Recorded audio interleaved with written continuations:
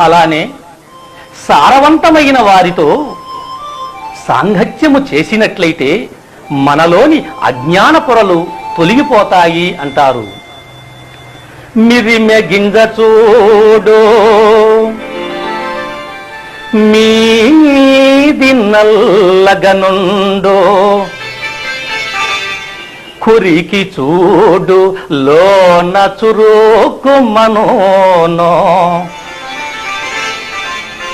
సజ్జనులగు వారి సారమిటులనుండు, విశ్వదాభిరామ వినురవేమా.